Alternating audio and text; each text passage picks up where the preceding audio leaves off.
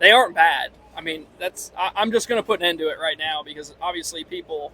What I want you all to know is racing in general, whether you're racing a sprint car or modified anything, it's dangerous. So there's consequences to everything.